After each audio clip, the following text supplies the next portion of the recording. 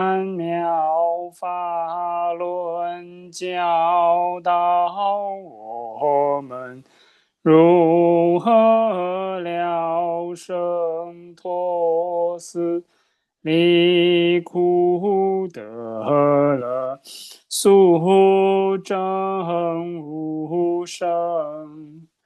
Will the Sangha with great virtue, out of compassion, for the sake of this assembly and all living beings, please turn the wonderful Dharma wheel to teach us how to live suffering and attain bliss and end birth and death and quickly realize numbers. Namo tassa bhagavato arahato samma sambuddhassa. Namo tassa bhagavato arahato samma sambuddhassa. Homage to the blessed, noble, and perfectly enlightened one. Homage to the blessed, noble, and perfectly enlightened one. Namo sadanto suchedoye alahadi samyao samputoshye. Namo sadanto suche doye he la he di san miao san pu to xie. 无上甚深微妙法，百千万劫难遭遇。我今见闻得受持，愿解如来真实义。Supreme and wondrous Dharma, subtle and profound, rarely is encountered, even through billions of eons. But now we see and hear it and accept it reverently. May we truly understand the Buddha's actual meaning. Venerable Master, Dharma friends, welcome to our Sutra lecture today. My name is Heng. I'm delighted that you are here with me today, coming to you from our broadcast studios here at 102 Benogan Road, perched halfway up the hillside, surrounded by gum trees and red and white birds. Delighted that you could join us for our Avatamsaka Sutra lecture today. It is Sunday, November 6th. We are in midway through Scorpio. It is Saturday, November 5th, back in California, and we are all getting ready to vote if you're in America. And we have a couple. First of all, we just had the sun go behind the clouds, so I'm going to shed a little more light here. We have two protocol priorities to accomplish before we move on. And one of those is to invite the Buddhas and the Bodhisattvas of the Avatamsaka Assembly to draw near and to bless this gathering and all who have joined.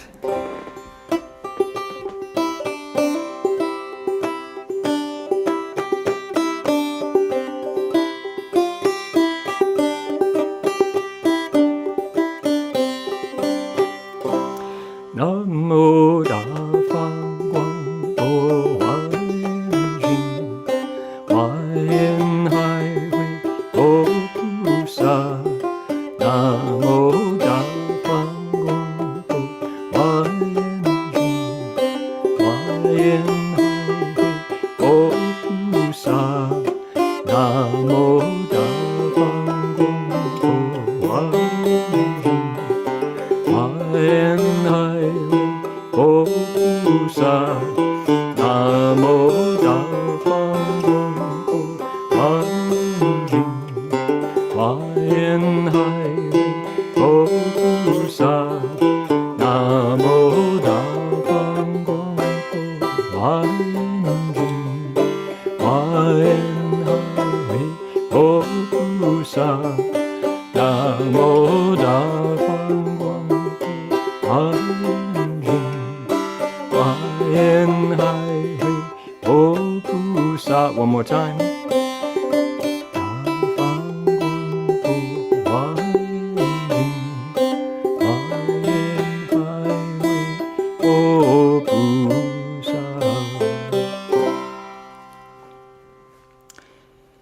With the help of our Dharma wheel banjo, that is accomplished.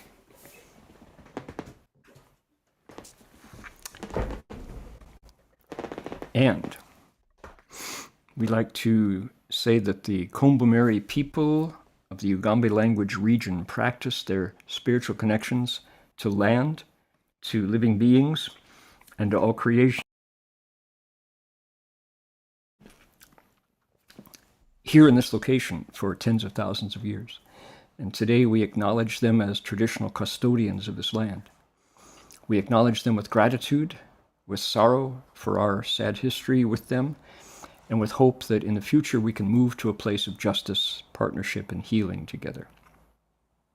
We acknowledge their wisdom and their elders, past, present, and emerging, and acknowledge all First Nations peoples whose sovereignty was never ceded. Good indeed. Alrighty. So today we're looking into Chapter 20 of the Flower Garland Sutra. Chapter 20 is called Praises in a Palace of the Suyama Heaven. That's the title. We are following the praises delivered by 10 bodhisattvas in turn. And these 10 bodhisattvas all follow a certain protocol. They, I'll pour myself some tea here. They take a stick of incense, they spread out, first of all, they spread out their bowing cloth. We've seen that with Subhuti in that frontispiece to the Vajra Sutra, right? So what do? They spread their bowing cloth, they take a stick of incense, and they circle the Buddha 3 times. They bow down, then they kneel, and they start to praise. And what we've learned by digging into this chapter is that the praises are alive. They're different, they're unique, each according to the bodhisattva who's making the praise. And they transcend the Buddha is good, the Buddha is great. They include such things as talking about a problem that we living beings have with our minds, that we think too much and we discriminate too much. We discern to an excess, and it gets in the way of our understanding principle. It brings us back into birth and death by overuse of what's called the 6th consciousness. And one bodhisattva just goes on about that, and he says, thank you, Buddha, for showing us how to temper that bad habit that we have of being over intellectual and assuming that all our thoughts are precious and valuable.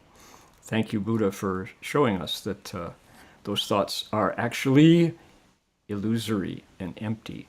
Not only that, we have our bodhisattva now, his name is Forest of Strength, Li Lin Pusa. And Li Lin Pusa says, the world is an illusion. Furthermore, human beings, all beings whatsoever, are illusory. And he proves it to he argues to that end. So what we have, essentially, we're halfway done with his 10 praises. He's talking about creation. This is Buddhist creation, the Buddhist theory of creation. But it's not theoretical in his point, because he lays it out. He wants us to know why he thinks that the world around us, outside, and the world within us, our perceptions, are equally illusory. And if we understand that, we are free. We're free of suffering. So it's not philosophy. That's where people get it wrong when they say Buddhist philosophy. It's philosophical to the extent that it's talking about big questions. So who are philosophers? People who say, remember Bill Cosby, when Cosby was still America's dad, and Cosby said, why is there air? Why is there air? And the practical worldly philosopher says, I know why there's air. There's air so you can blow up basketballs and footballs and have fun. Oh, good answer, philosophical answer. He solved the problem. So he's obviously poking fun at people at sophistry, who ask big questions just to be gassy, kind of like in the frat house or in your college dormitory when you were out of your parents' influence and you drank a lot of beer and you do what was called a bull session. Remember bull sessions? Well, Buddhist philosophy is free of those kinds of frivolous debates. This is philosophy. These are discussions of big questions that you can use. So, it's a creation story. Our Bodhisattva is saying, here's where the world comes from, this, what we perceive out there, and here's where the inner life comes from. And both of those are equally empty of any intrinsic identity that lasts. You can explode them. You can deconstruct them back to nothing.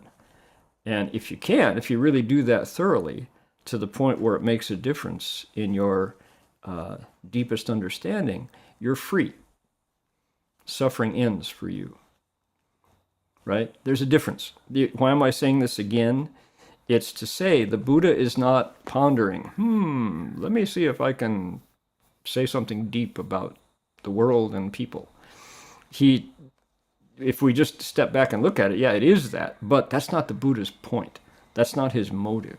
His motive is to liberate us from the misery that happens as we get old, as we get sick, as we die, and as we're born again. That's the point. And this is a very helpful, insightful analysis into that question. Now, mind you, okay, pause, comma, inhale. This kind of analysis is really scary. If suppose you've just fallen in love, and your beloved, he or she or it, every breath they take is precious to you. To have some meditator say it's all illusory, you don't want to hear that, because we cling to the joys of this world. People don't like to hear that the food that they eat, that they're just is so good, came about because of the suffering of some other creature. We don't want to hear that, because it interferes with the pleasure. So, now, the Buddha Dharma is not misogynist. The Buddha Dharma is not misanthropic. It's not there to tell us the world's miserable. That's not the point. The point is to say that we don't want to cling to the things that give us pleasure, nor do we want to think that the things that give us pain are inevitable. Either one takes us away from that wisdom in the center. So, there's another half to this analysis, which is, of course, compassion. And nobody was ever softer and bigger in heart than the Buddha. So today we're going deep into the analytical emptiness, the void side, the wisdom side. To balance it, I'm going to tell you a really good story about the compassion side. Because it can be, people go, geez, with these Buddhists, it's just all suffering all the time. It's always sour. Well, that would be a misunderstanding. That would be a stereotype and a partial understanding. Got it? Okay. Got it, Dharma Master. Please continue with your lecture. Thank you. I will do so. Here we go. Oh, tell me, Mr. Kookaburra, is it all suffering all the time? And close that, please. He'd say, not when I'm eating. Here we go. We're going to start right here. Ready? Contact. Here we go. As Soupy Sales would say, over the teeth and through the gums, look out stomach, here it comes. Contact. You get 5 extra points if you can source that reference. Ready? 三世无云法，说名为世间。彼灭非世间，如是但假名。The five skandhas and the three periods of time are dharmas that we call the mundane world. When these come to an end, so do worlds. This is simply nothing but false names. Whew. Chinese. San, 3. Notice 3 lines. Shi, periods of time. Wu, 5.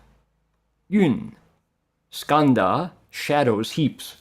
Fa, dharmas, small d, methods, phenomena.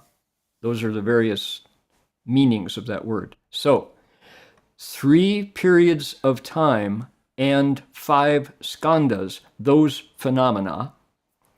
Shuo, to speak. Ming, their names. Wei, we create. Shijian, worlds.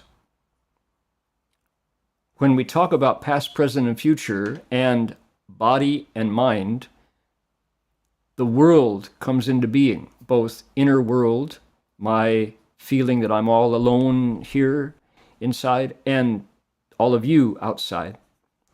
They come into being when these are named. As soon as we conceive of them, they exist. And, okay, we'll get there in a minute. Here we go. Bi, mie, when these end, fei, shijian, the worlds come to an end. Past, present, and future, and 5 skandhas. So inner worlds, outer worlds, when those are over, worlds are done. Ru shi, in this way, like this, only false names.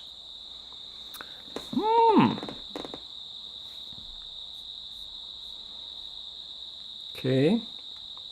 How interesting. Ludwig Wittgenstein would sit right up and take notice here. What's this about the function of naming and its ability to create worlds? So, 5 skandhas and 3 periods of time are what we call our dharmas that, or let's see, when we name them, here's another translation, when we name them, the worlds come into being. When those names come to an end, so do worlds. So the world is nothing but a false name. You want to go around with that? Should we take that into the ring and argue it out? Another bull session? Interesting. As a creation story. So, where does... As I was thinking about how to explain this today, I thought, boy, don't be too cute as you explain it. Why? Because this is sacred stuff. It's a Buddhist sutra that if you didn't read Chinese, chances are you wouldn't have run across this ever, because it hasn't been in any other language. The Koreans borrowed the Chinese, the Japanese borrowed the Chinese, the Tibetan is translated into Tibetan, but partially. It was in Sanskrit, but how's your Sanskrit? So, without Master Hua saying, you all need to know this Dharma, you all need to hear the Buddha's voice, and the Buddha can speak English. If he hadn't said that, we still would have no idea that this teaching was there. This is a creation story. The Buddha is saying there's an inner function that we humans, it's just like a device. Let's pick one up. Here's a device. Here's a smartphone. You can see kookaburras.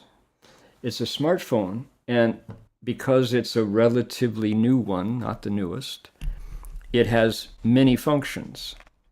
Here is a wristwatch. It likewise has many functions beyond telling time.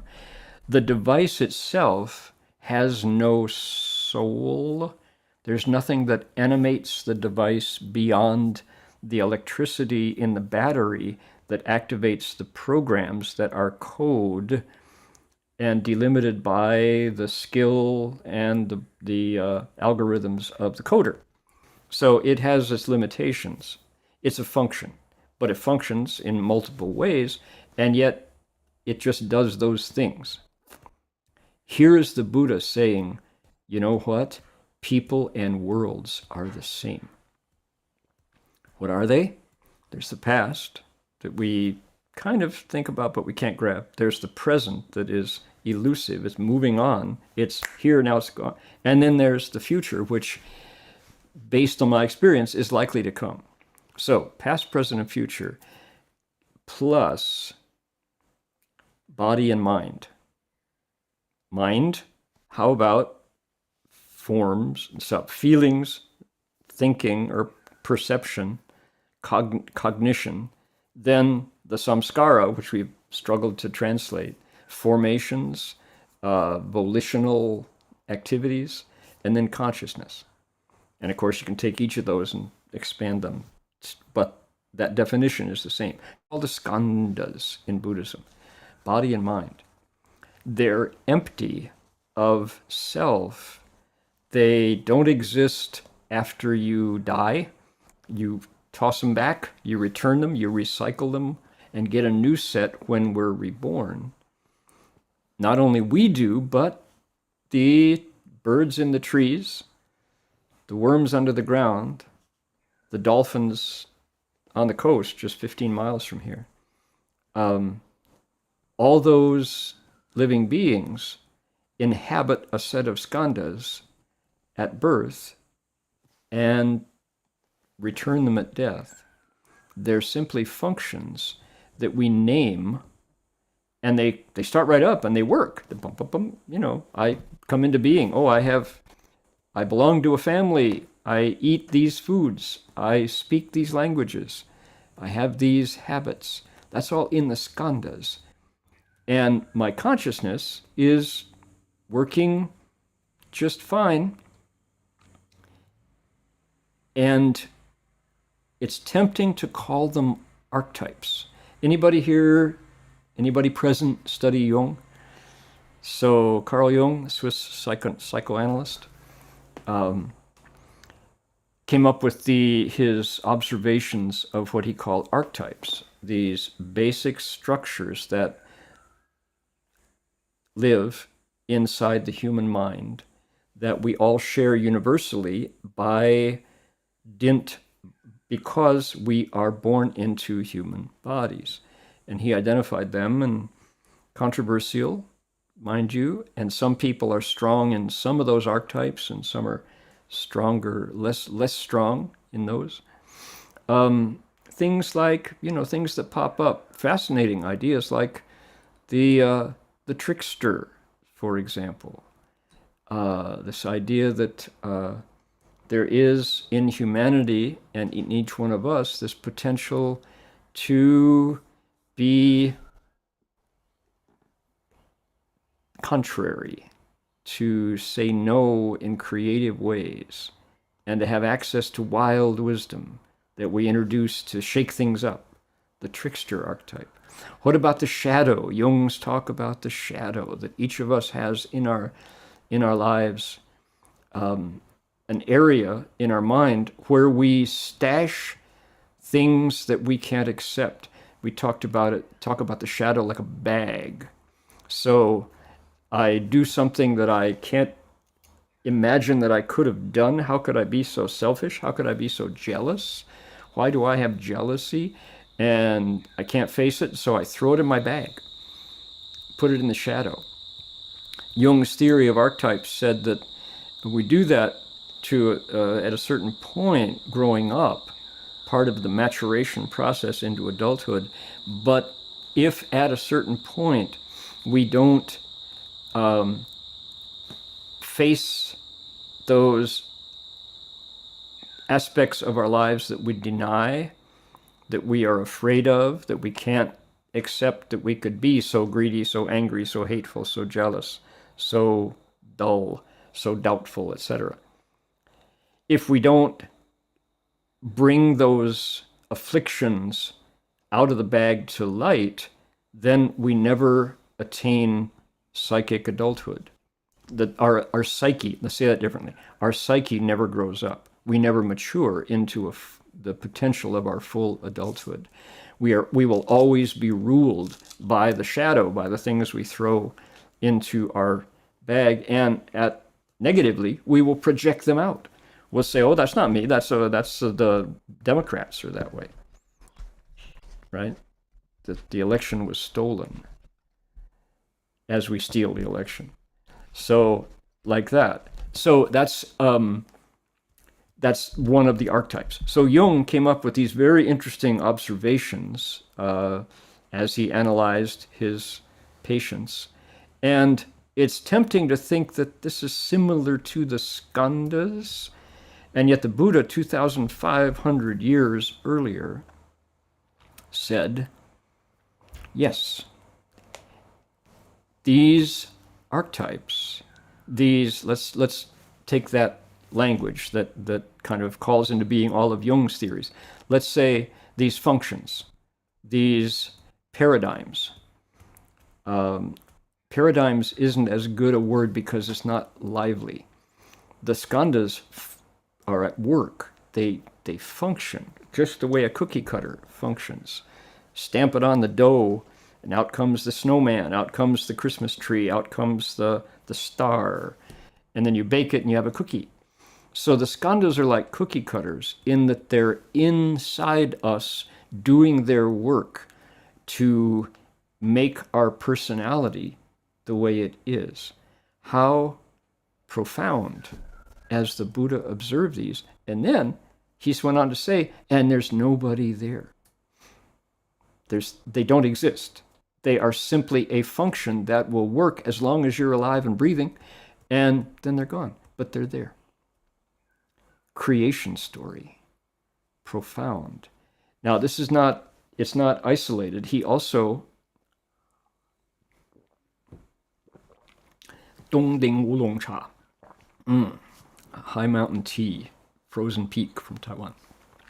The Buddha also gave us the 12 links of conditioned arising, which when you look through that scheme, that analysis, you put that on top of these verses from Forest of Strength, it's like, right. The Buddha said, out of ignorance, inside us, we don't see. What is ignorance? Wuming, no light, avidya in Sanskrit. This is our state. This is the mind that we come from. So from Wuming Yuanxing, because of ignorance, because we don't understand, we reach out, we grab, we cling, we grasp, we crave, we desire. There's this primal movement out of nothing going on, everything's okay, but then we grab something. Wuming Yuanxing, Xing Yuan Shi, and as soon as we grab it, consciousness comes into being. And at this point, we're just bumping downhill through 9 more links into the being, existing, functioning, getting old, getting sick, decaying, dying, and suffering. And then back to ignorance. So the Buddha gave us this another analysis of his creation narrative. And this is, if you accept that, and this is profound, right? This is, as I said earlier, this is wisdom side. This is the Buddha's analysis. He says, surrounding this is what? Emptiness. Is the void. There's nothing going on, fundamentally. And if you look out at Hubble's photographs and the Webb telescope now surpasses Hubble, you look from the Webb telescope at what's going on out there, and it just infinite space just rolls on and on and on and on.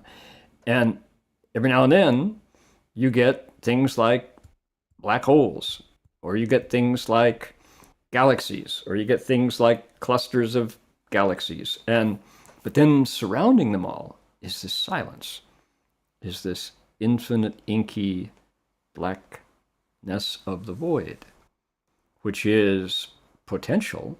It's charged with matter occasionally. And so you go, yeah, the Buddha said, right, in the middle of that, guess what? The skandhas, there's people move. There's movement. And then the 12 links arise. The skandhas come into being with name and form.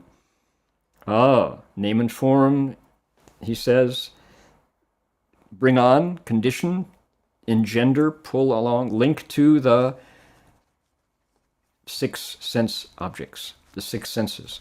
Liu Ru. Oh boy, that sounds familiar. That sounds like body. So body and mind. The skandhas and the 12 links bring us into being. There is no single creator deity, the Buddha would say, who made it all, and amen, forever and forever. Then he rested. No, the Buddha says it's much more democratic than that. It's happening universe-wide. It's just happening all over, and it's linked, and it just goes round and round and round and round. And we do it, and we do it, and we do it. Now, there are other theories about this. For example, in the Kabbalah, in ancient Jewish mysticism, they talk about the Sephirot. And the Sephirot are these emanations out of what's called Ein Sof. And Ein Sof, it's tempting to relate Ein Sof to Brahma.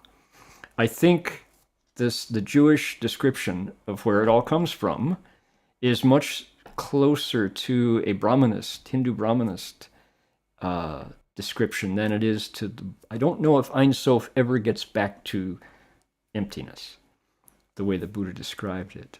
But it's a fascinating conversation between Kabbalah and the Avatamsaka Sutra's description of where things come from. So there are other, Zoroastrianism has another description, but these ancient systems, the Hindu Brahmanist version of answer to the question of where do things come from, the ancient Jewish wisdom of where do things come from, and Zoroastrian, Persian understandings, Mithran systems of where things come from. These, you just want to get the founders of these systems who, and we have a historical Buddha, but there were Buddhas before him who passed that on, and the Buddha would say, don't look at me. It didn't come from me. It came from your own wisdom. Turn it around, Wei Guang Fan Zhao, reflect within, and you'll see these systems operating.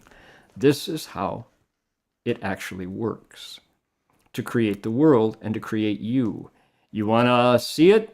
Well, then wake up, meditate, clear your mind out, break that ignorance.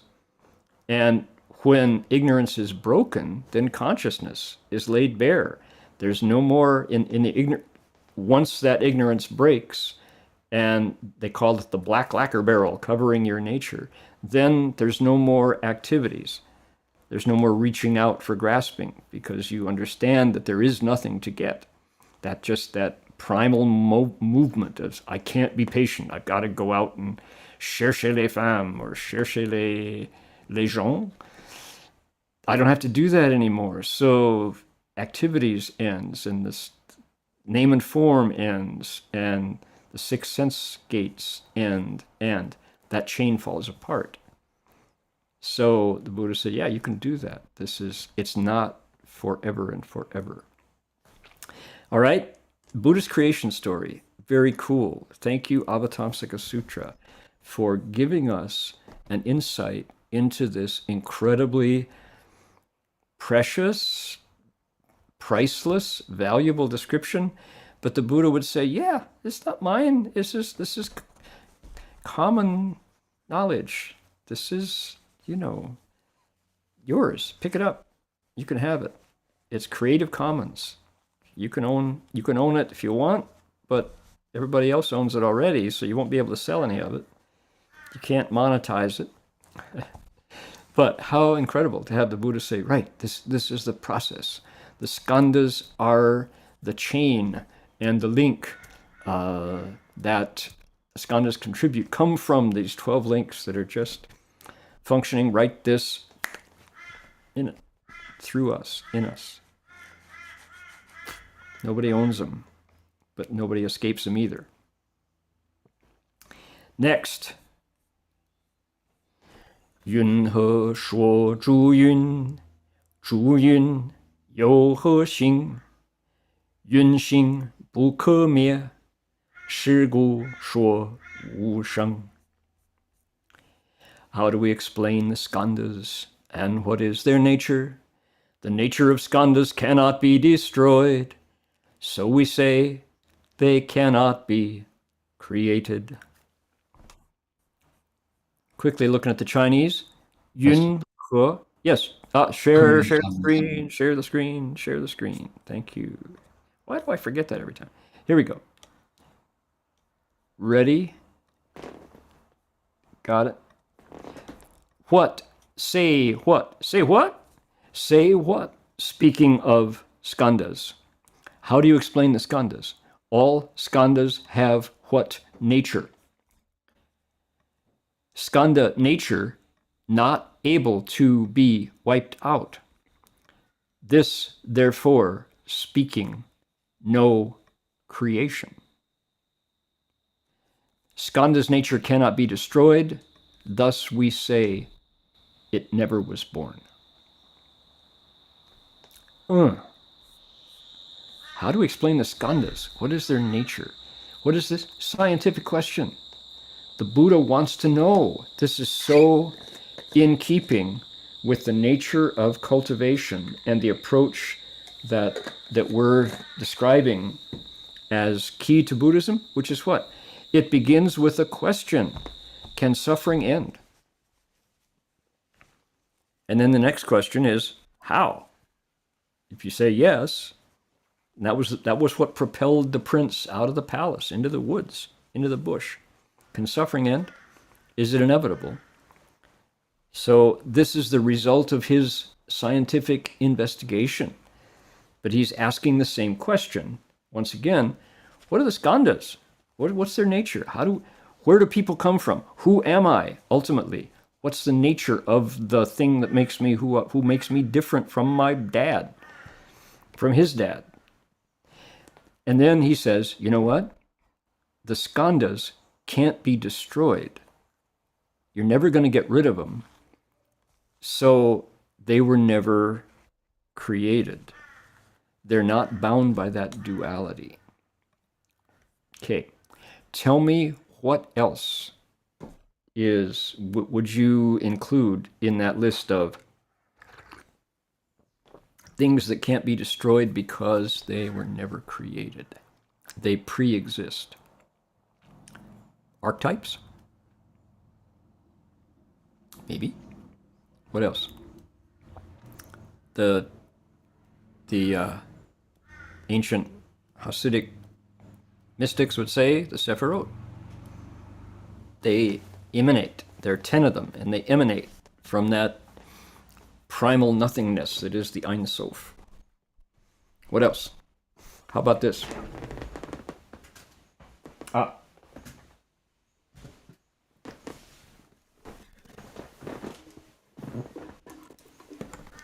Tell me about this.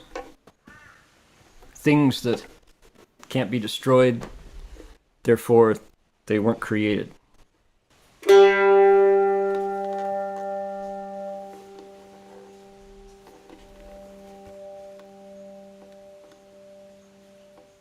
Where does that stop? Where does this stop?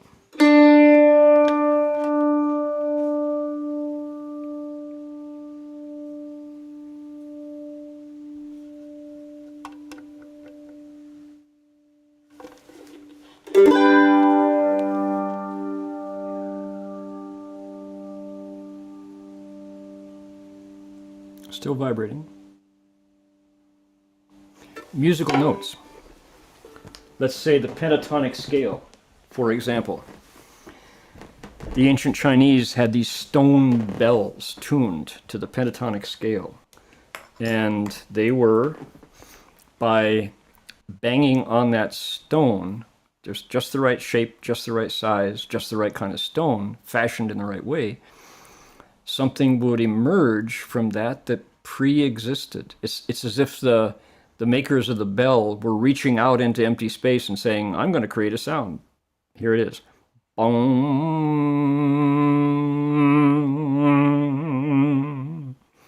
There it is.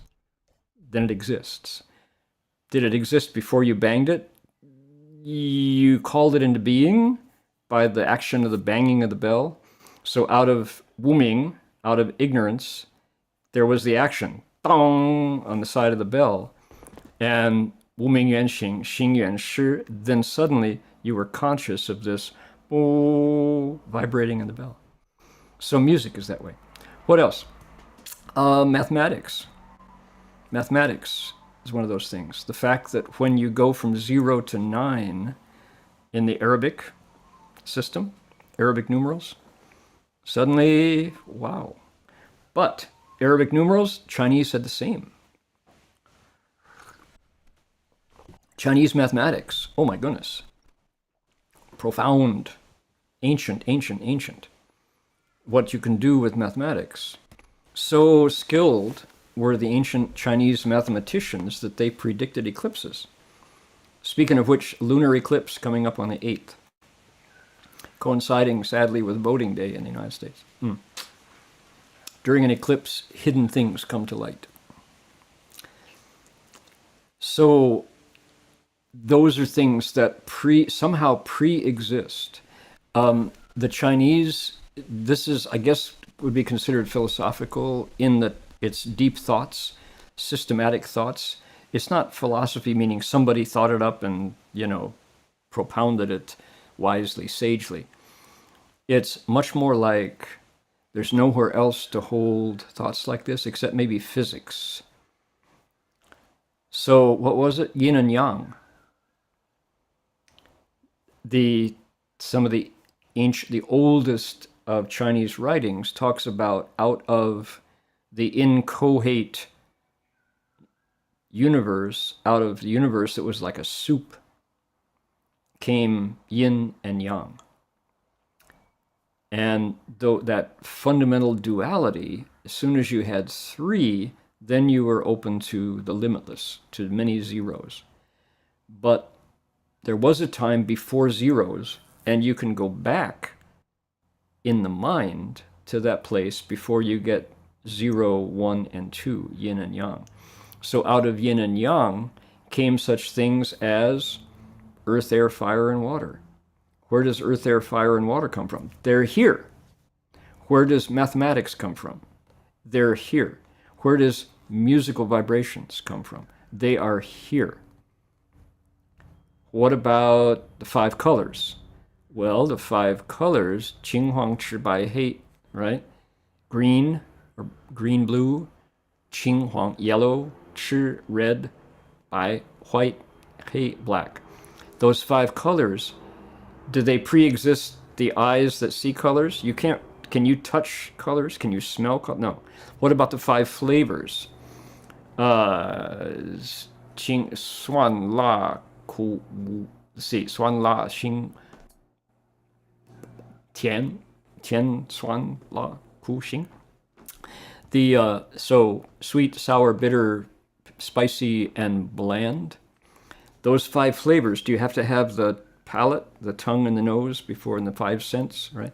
So these are all things that we kind of take for granted. They're just here in the world. But how do we know that? We know that because consciousness is in there discriminating among those. Do they primarily exist? Let's see here. There we go. Suan, Tian, Ku, La, and then Xing. Okay, that's the 4 flavors. We need 5. So what came first? The 5 flavors or the tongue that discriminates them? The answer is yes, right?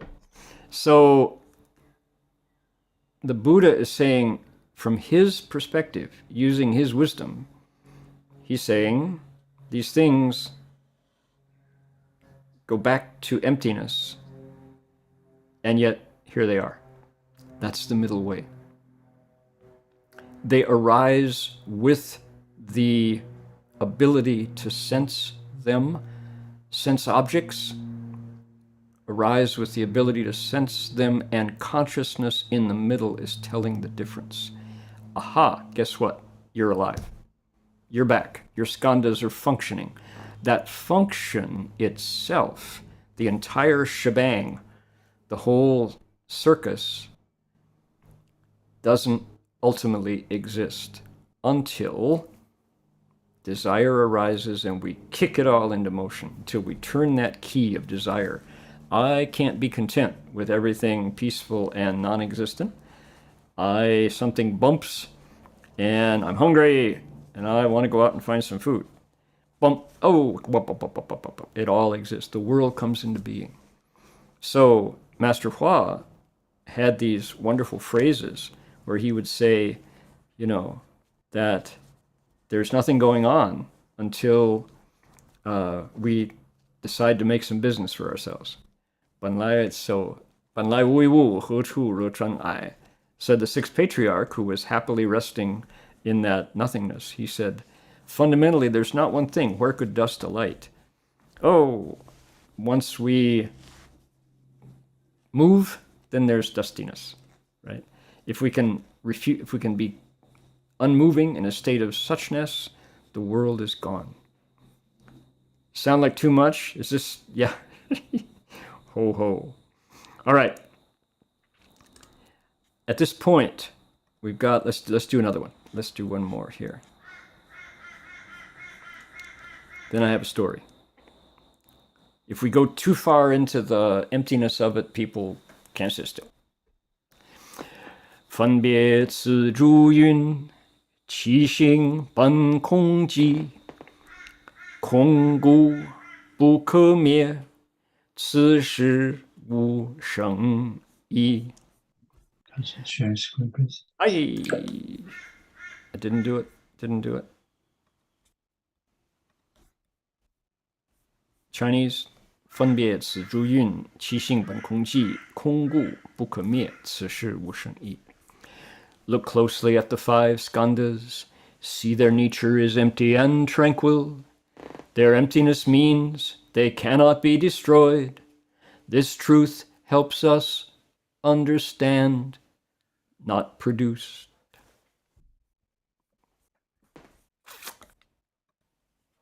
Fun, bie, cut, discriminate these skandhas, distinguish among the skandhas, their nature fundamentally empty, still. Empty, therefore, not able to destroy. This is not born meaning. Got it? He's saying, look into the skandhas. I'm going to tell you what they are now. You know what they are? There's nothing there. They're just a function. Their nature is empty and still. Empty. So, you know what? You can't destroy something that doesn't exist. That's what we mean when we say it was never born. That does not deny their function. Look closely at the five skandhas. See their nature is empty and tranquil. But their emptiness means that you can't destroy the void. But when we grab this, we understand why we say they didn't come into being. But you know what? They still work. And they're working on us right this minute. Boy, that's a lot. So,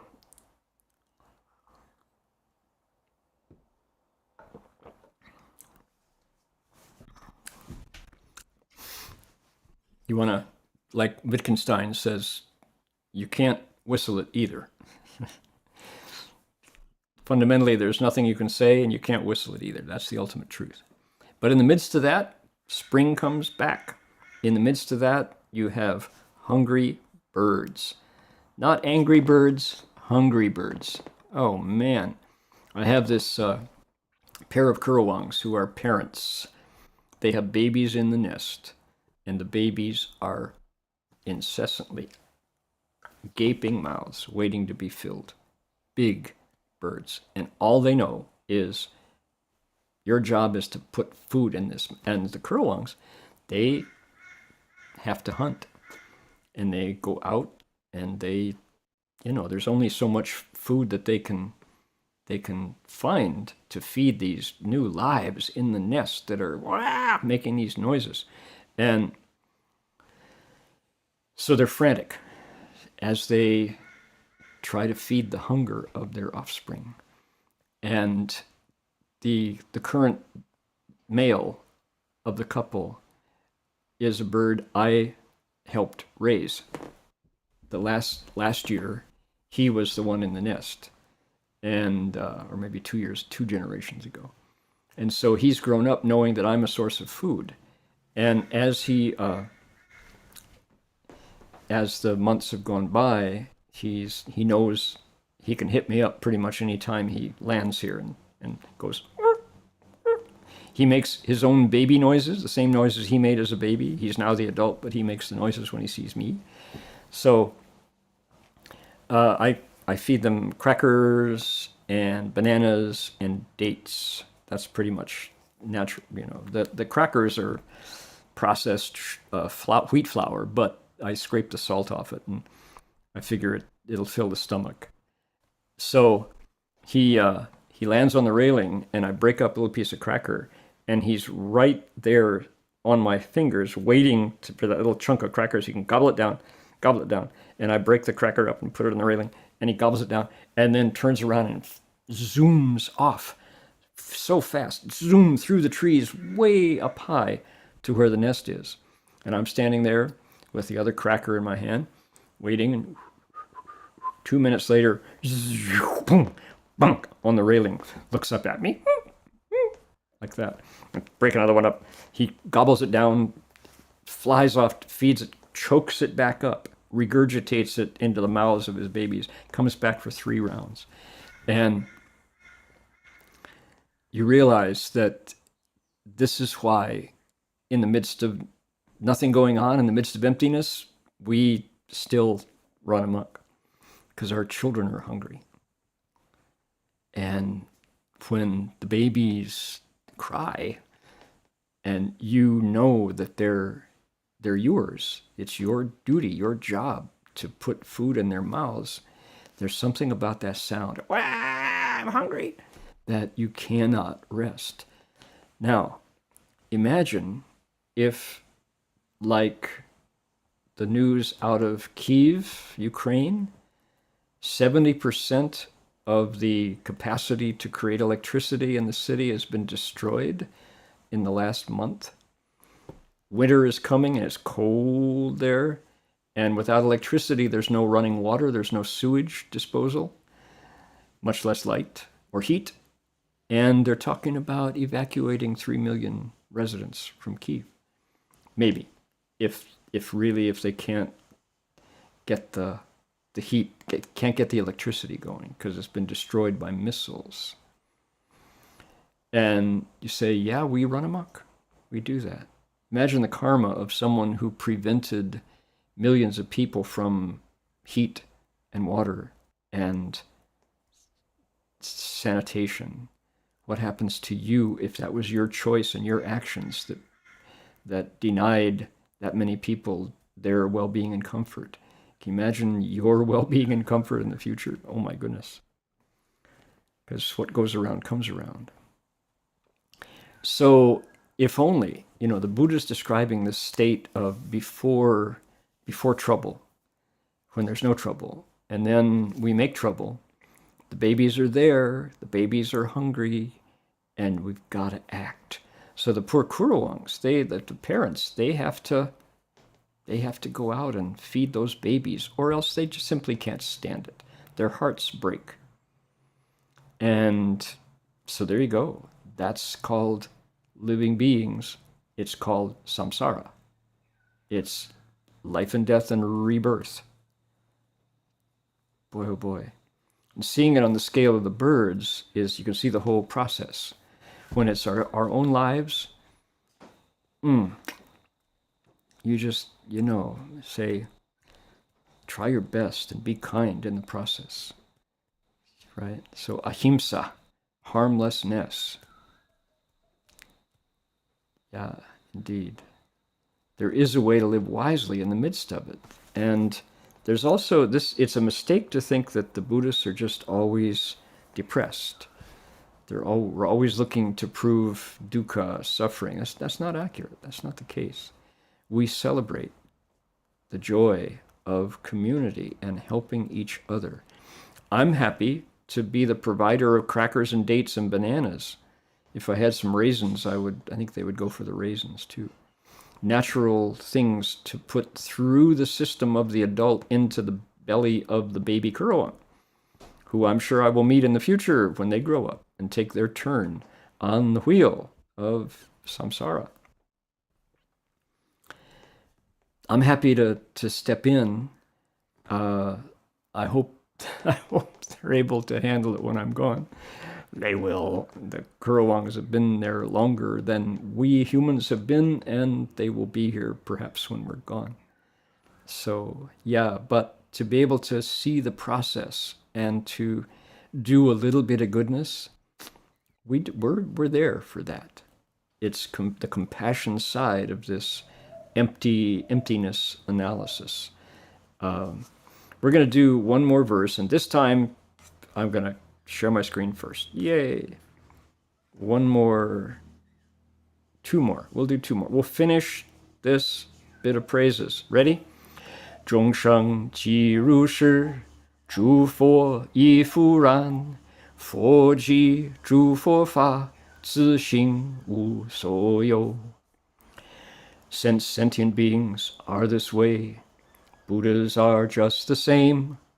The nature of Buddhas and the Buddha's Dharma doesn't exist at all. Oh. Living, multitude-born, living beings, sentient beings, since, like this, all Buddhas also just the same. Buddhas and all Buddha's Dharma, self-nature, svabhava, inherent nature, doesn't exist at all.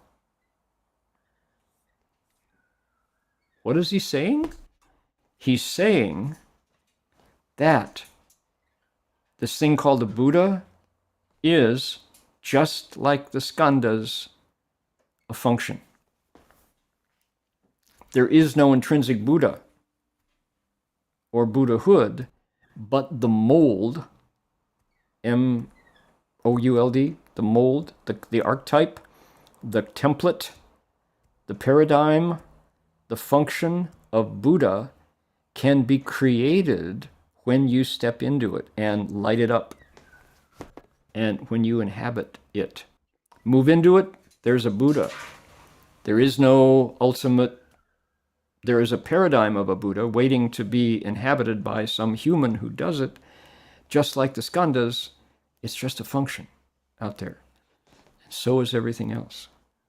Like, oof, is that scary? Can you live with that understanding that it's all voluntary? Neng zhi ci zhu fa, ru shi bu dian dao, yi che zhi jian ren, chang jian zai qi qian.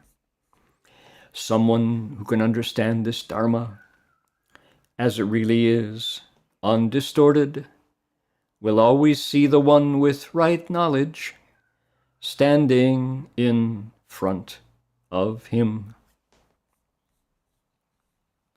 Able to know this is Dharma small d, this method, this technique, this fact, able to understand this fact like real, not inverted, not upside down, all knowledge and view person, all knowledge and vision individual, the one of, this is a title, the one, the human who has absolute omniscience, constantly seen in front of you. So, if you understand this idea that the skandhas, the world, living beings, and the Buddha are simply functions that come into being, that we kind of call into being by our behavior, if you know this, just the way it really is, you will always see the Buddha standing in front of you. The one with right knowledge standing in front of you. How about that? Thank you, Forest of Strength, Bodhisattva, for your praises about skandhas. How cool is that? That was what he decided to sing about. And, you know, praise God from whom all blessings flow. Praise him, all creatures here below. Praise him above, you heavenly hosts. Praise Father, Son, and Holy Ghost. Amen. That's a perfectly good praise. People praise God. Devas praise God. All blessings come from him. Father, Son, Holy Ghost. Oops, that's sticky. But, yeah. Amen. That's perfectly good praise. It's external. It gives all the power to another being, but it satisfies. It's got a good melody. Da dee da dee da da da dee da da dee da da da dum. Da da dee da da da da dee da da da da da da dum.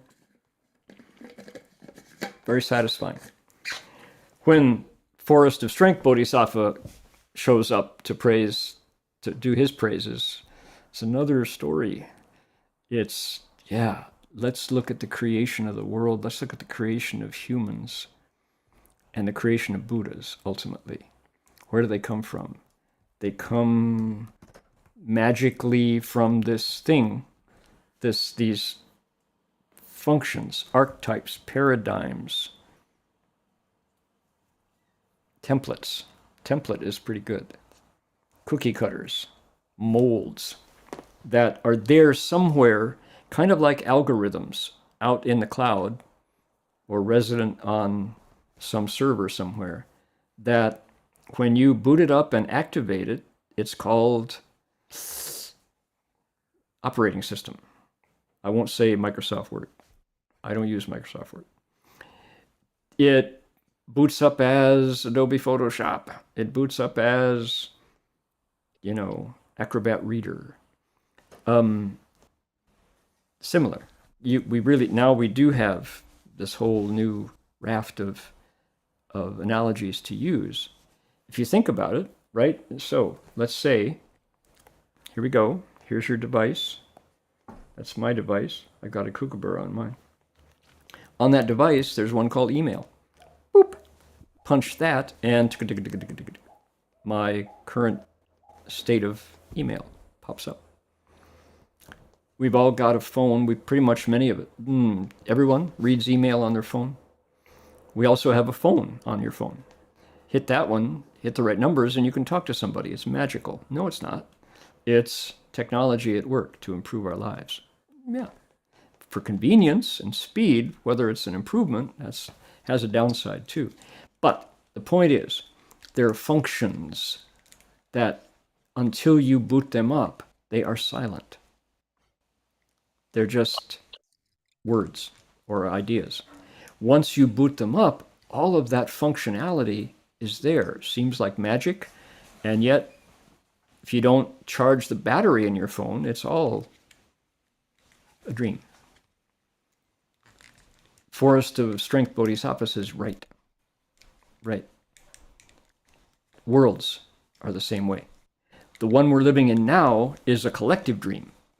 It is the result of all of the beings in it, with all of our behaviors, past, present, and coming to be, because of the power of repetition. And boom, it's all this great circus. and that's a world. But you can trace it back to principles that arise in emptiness. You can't destroy them. They're functioning. They weren't produced, and yet they're here. Just like numbers, just like musical tones, notes, those vibrations. You can measure them. You can see on an oscilloscope how sound waves function. And yet, who created them? No one. When are they over? Don't know. The 5 flavors, the 5 sound, the 5 notes, the 5 colors. Same. So you can talk about them. You can use them skillfully. You can ignore them. You're not curious about it. You want to make money. I want money. I want pleasure. I want power. I want you to like me. I want dad to say something nice to me. So, all these motives, and yet when you close your eyes, they're gone until they're back. That's a creation story. Powerful. Now, too much of that is too much. People are going to say, wow, you Buddhists. It was 1999. I was in Cape Town, South Africa. The world was focused on Y2K, whether airplanes are going to fall out of the sky, because computers were only able to calculate up to a certain number of digits that people didn't think ahead to add one more space to the possible digits. And if at Y2K, at the year 2000, it just went back to 0, all our medical records are going to be gone, all our bank records are going to be erased, etc. So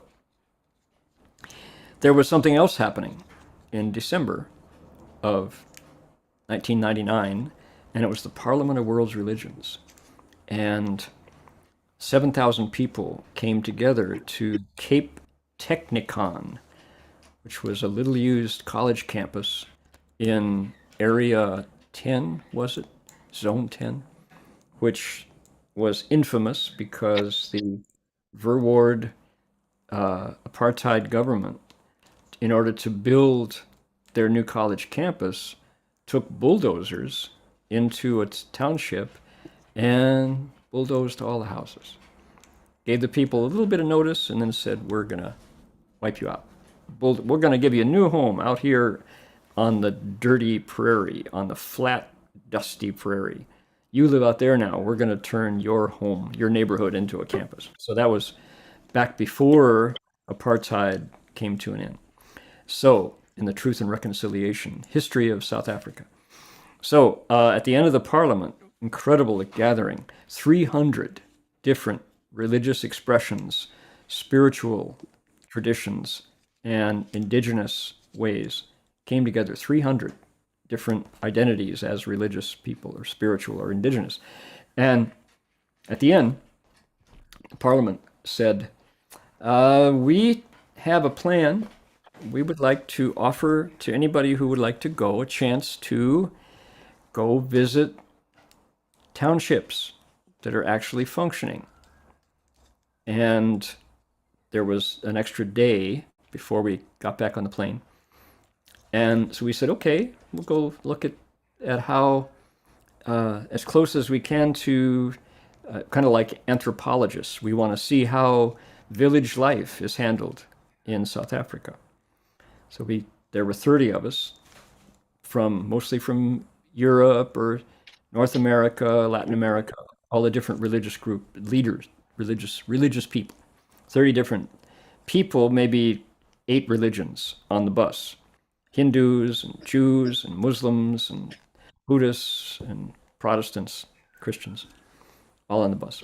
Going out, and we set out, and the guide got on the PA and explained what we were going to do. And he said, these are people who, lured by the promise of bright lights, have come out of the African jungle or forest or grasslands to Cape Town looking to make their fortune.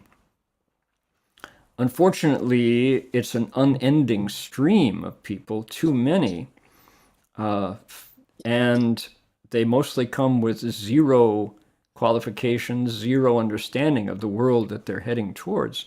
And so they're just here. There's no homes for them, there's no infrastructure for them. So what we do is we ship them out to these villages called townships. And they're no longer connected to their native traditions. They don't share a common language. There's South Africa has something like 15 languages in a single country, including the click language, Xhosa, right? You listen to Miriam Makeba do the click song. She speaks Xhosa. So he said, and so we thought you would be interested in seeing this, and maybe you can share some blessings with them. And so we're looking at each other on the bus and thinking, is this like poverty tourism? Do we know what we're getting into? Is this appropriate? So I kind of had second thoughts about this trip. So anyway, the guide says, fear not. He says, it will be rewarding. And so bus driving down the freeway, and the outskirts of the town turned into grasslands, turned into pretty much boondocks. And there was a kind of a gap in the fence, and the bus pulled off and stopped in a dusty field with trees surrounding. And we got off the bus, and we're looking at each other, what's going on? And we hear singing. And the songs are coming from through the trees, and here come the singers and his children with a couple adults holding their hands. There's maybe 25 kids, all smiling and radiant, from the little ones to teenagers, and they surround us singing, welcome, welcome, come with us. And they take our hands. And we're looking around at each other, and the guide says, yeah, go. And so we're pulled in. We go through the trees and down the track and realize we're coming into a village. And the tallest structure in the village was no more than about 5 feet tall, made of cast-off cardboard and aluminum siding and plastic bags, huts.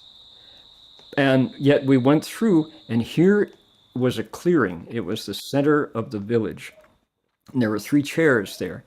And there was 2 elderly men, tiny, wrinkled, shiny smiles, and 1 elderly woman who was in the center.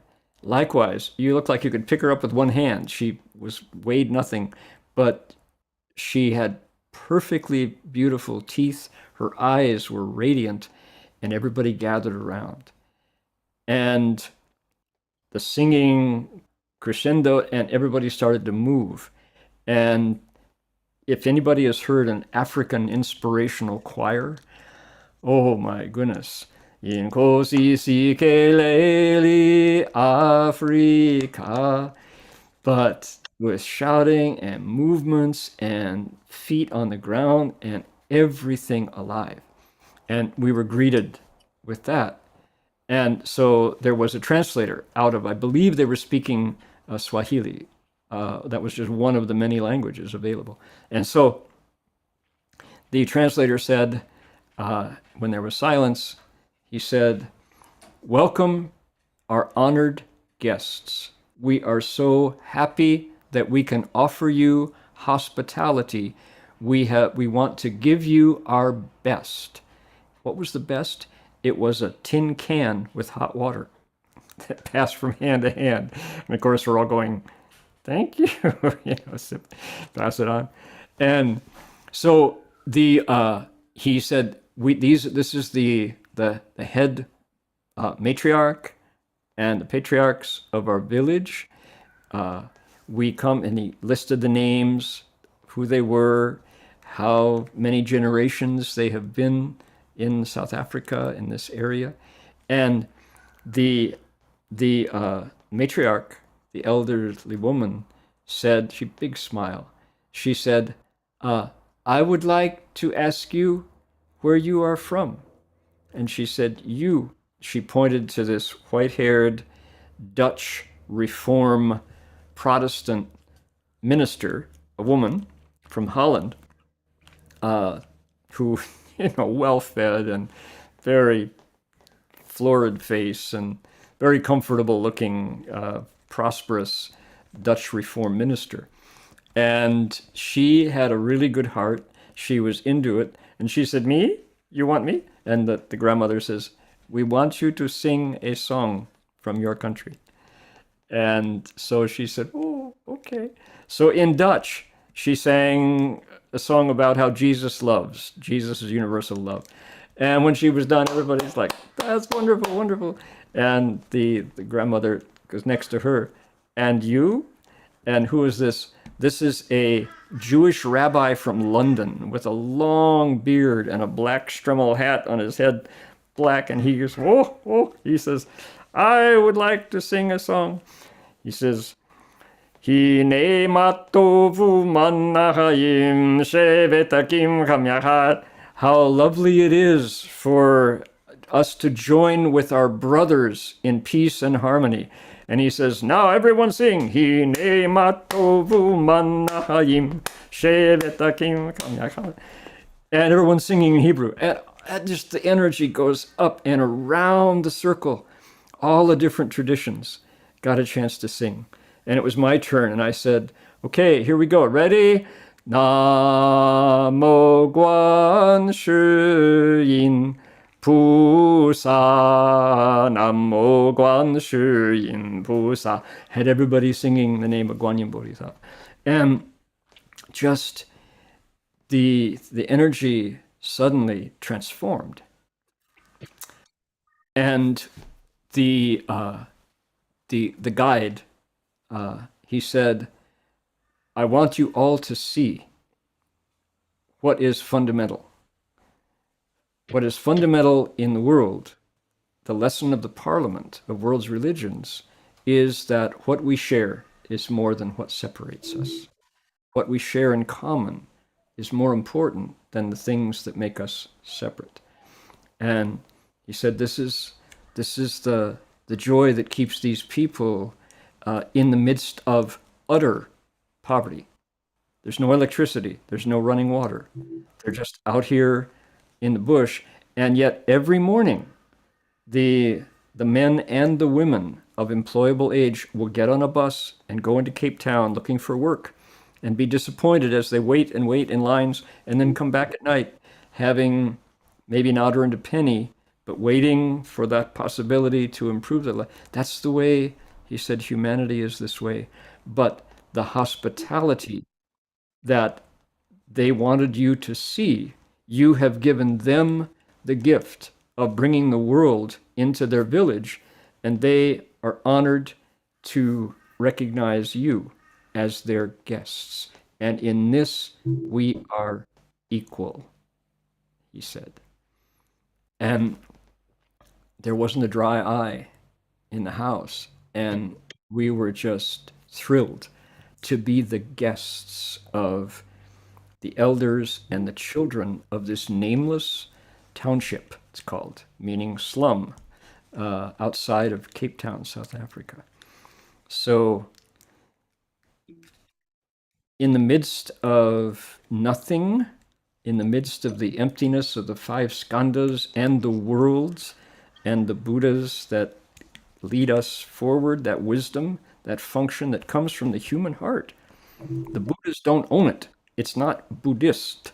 That's only a name that we give this urge to wake up and find out what actually creates our lives and the mess we make so often and the goodness that we can do. This is, there you take time to celebrate, to dance and sing together with your brothers. Hinemato manahayim shevetakim kamyachad. Isn't it joyful to be together with our brothers in peace, with our sisters in peace and prosperity? So, alrighty. Okay. Now, at this point, I wanted to say,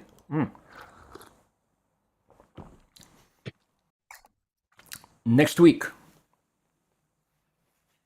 it's going to be, for those of us here in Australia, for those of us listening in China, Taiwan, Singapore, Hong Kong, Malaysia, it's going to be an hour later. Next week's lecture is going to begin at 1:30 because tonight in America, California goes back to daylight to standard time off of daylight savings. That means the lecture will begin at 1:30 next week. But the following week, to be announced, I will be traveling for 2 lectures, and we have to decide among us who will be carrying the Dharma torch, who will be turning the Dharma wheel, who will be flying the Dharma banner the week following next, to be determined. But it will be an hour later starting. We may send somebody, maybe we'll send Cliff or Jerry or somebody online at 12:30 to say, you're early, come back in an hour, just to let people know that the time has changed. So there's that. Now, also, people should know that Marty Verhoeven has a Friday night lecture series on the Avatamsaka Sutra. And yesterday, he began his new series from Redwood Vihara. He began the new location of his series. The series has been ongoing. You can find it on Dharma Realm Live YouTube channel, Dharma Realm Live. The first 45 minutes, he sits. You can join him sitting in silence online. But then he dips into the Avatamsaka Sutra. Marty is a skillful lecturer, was a monk for 18 years. Knows of what he speaks, loves the Avatamsaka. And yesterday he gave his talk from Redwood Vihara. It was really quite wonderful. And at the end of the talk, there was a brief video of the California Santa Cruz redwoods surrounding Redwood Vihara. Jinchuan, Jin Weisher, would you like to share that video with us, please? Yes, we'd be happy to do so. Share. Yeah. Need to pick the thing on desktop. Don't forget to optimize it. Yeah, or maybe it's under.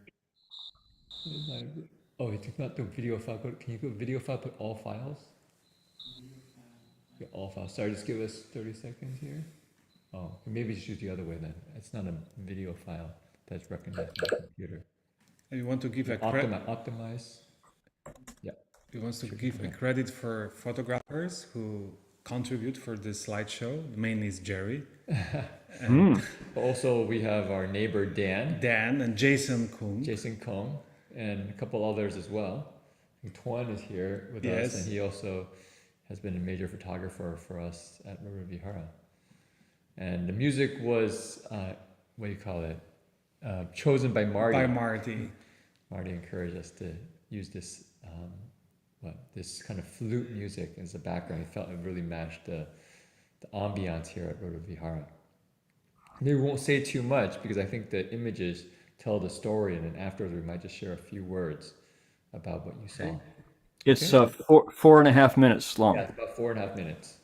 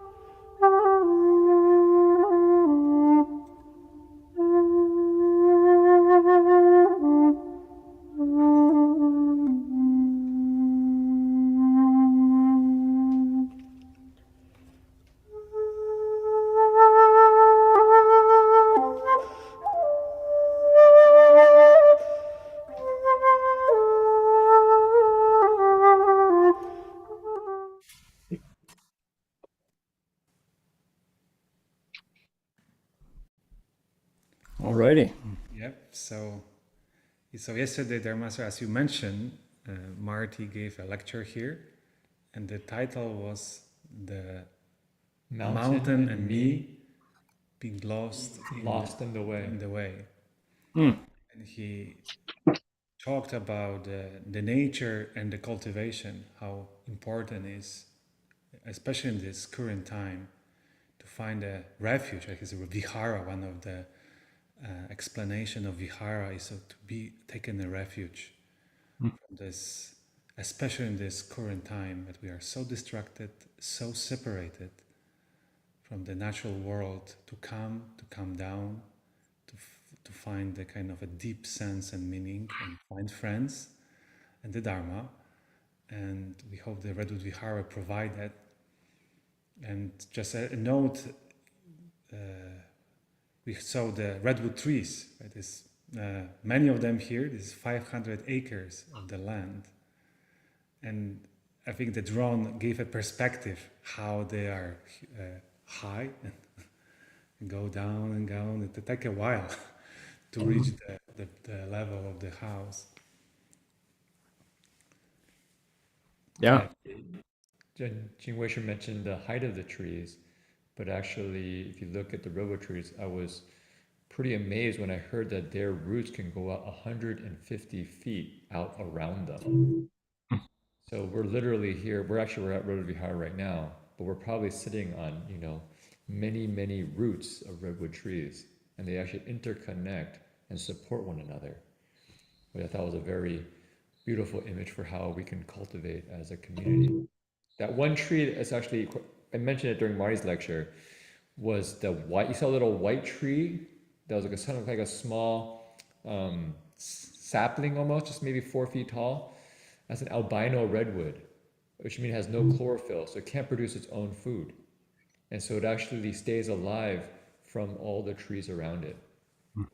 And then there was another tree that was like a small, kind of like a green, what do you call it when they grow out? It's not even sapling yet, a sprout, kind of coming out next to the redwood tree. That one is actually just a new redwood tree that sprouted after the fires. It's interesting to find out that the redwoods actually sprout after fires. That's their natural cycle. So, yeah. Great. Generation. Yeah, thank you for that. So what people saw, for those of you who have no idea what Redwood Vihara is, it's a new monastery being developed by Dharma Buddhist Association in the Santa Cruz, California Redwoods, about 100 miles, not quite. How far from San Francisco? It's about what? It's about an hour and a half drive south. So, Probably 90, 100 miles. About 100 miles. from San Francisco, and an hour and a half, an hour and 45 minutes from Berkeley as well, from the East Bay. So we would love to invite folks to come visit later. Not yet. You can see the Buddha Hall hasn't even been completed yet, but it has a potential for being a retreat center for folks in the San Francisco Bay Area, because it's close enough that you can drive there in the morning and spend the whole day and then drive home safely at night, for day retreats and such. That's being part of Master Hua's vision for bringing the Dharma to the West. All right, let's see. I'm going to share my screen and take us out to the Berkeley Monastery. Here we are, right there. Not yet. There we go, right there. The 3-day Amitabha session is in progress. One more day to go. Yes. One more day. Tomorrow's the last day. Okay. Is Pieways, is too late to put up Pieways or You not? can still put up a Pieway, but it'll only be up until the end of the Amitabha session, which is tomorrow Okay. afternoon. So Memorial please put it up plaques. now if you would like to put up your Pieway. Yeah. So the mountain path was shown and Yes. discussed, but people can find out more about Ted Berger's incredible films and find out how to contribute to their future development on onemindproductions.com. onemindproductions.com.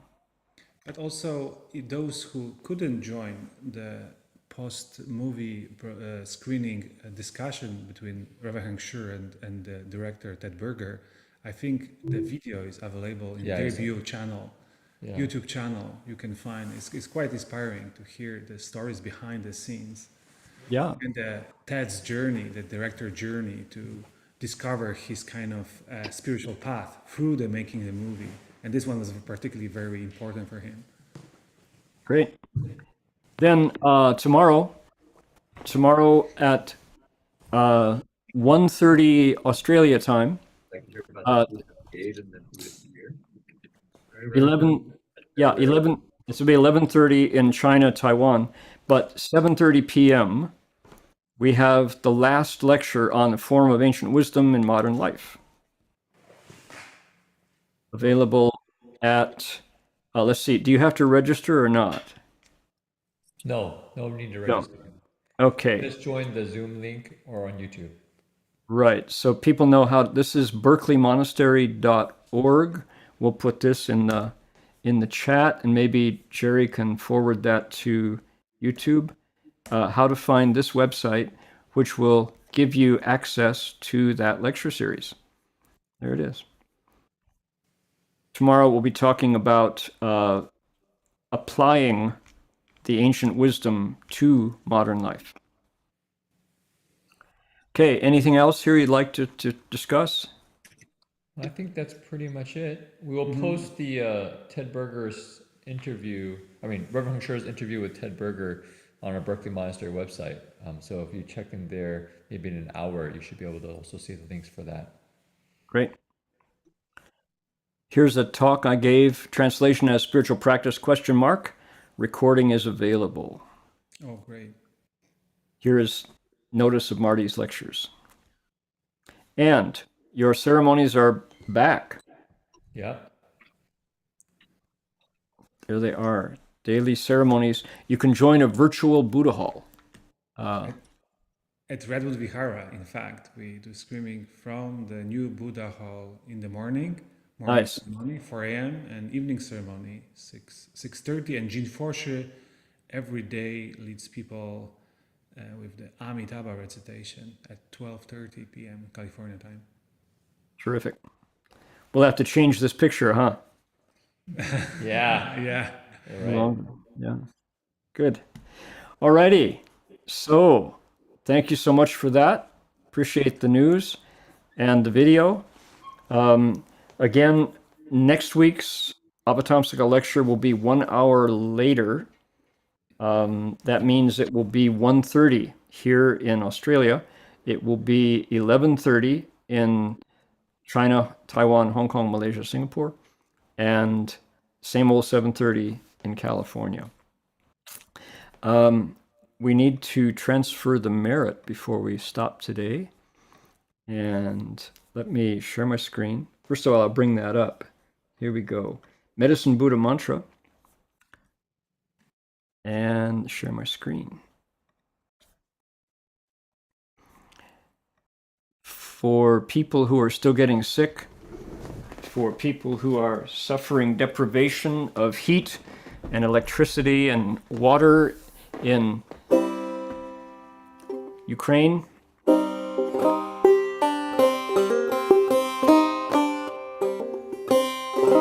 people suffering from loss and grief of all kinds, and as an encouragement for people to get out and vote. Here we go. Medicine Buddha's mantra. Please transfer your merit in this way.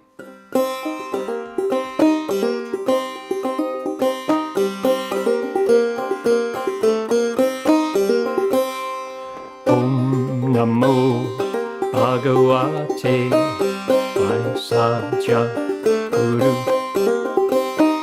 Vaidurya Prabharajaya Tathagataya Arahate Samyak Sambuddhaya Adhyata Om Vaisaje Vaisaje Vaisajya Samukate Swaha Om Namo Bhagavate Vaisajya Guru Vaidurya Prabharajaya Tathagataya Arahate Samyak Sambuddhaya Adhyata Om Vaisaje Vaisaje Vaisajya Samukate Swaha. One more time. Om Namo Bhagavate Vaisajya Guru Vaidurya Prabharajaya Tathagataya Arahate Samyak Sambuddhaya Adhyata Om Vaisaje Vaisaje Vaisajya Samukate Swaha.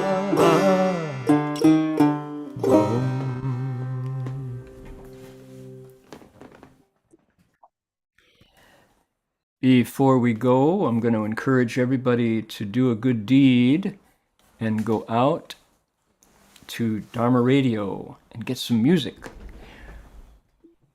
We helped set up the chairs, tents, and a banner for Honoring Elders Day last weekend.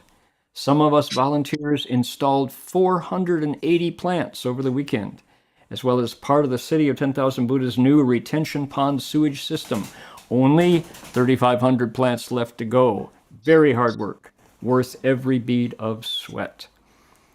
There we go. Thanks to the volunteers who make those stories available to us of good deeds done for music at dharmaradio.org. We can bow to the Buddhas, do it together. Here we go.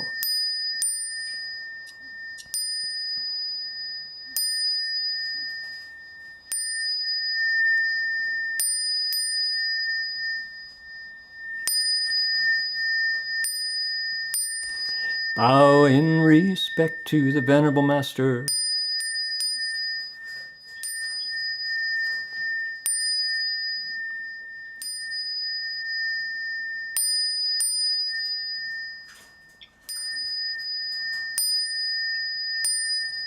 Okay, that's going to do it for us for today. We'll see you all next week, 1 hour later. Amitofo, everybody. Bye-bye. Be well.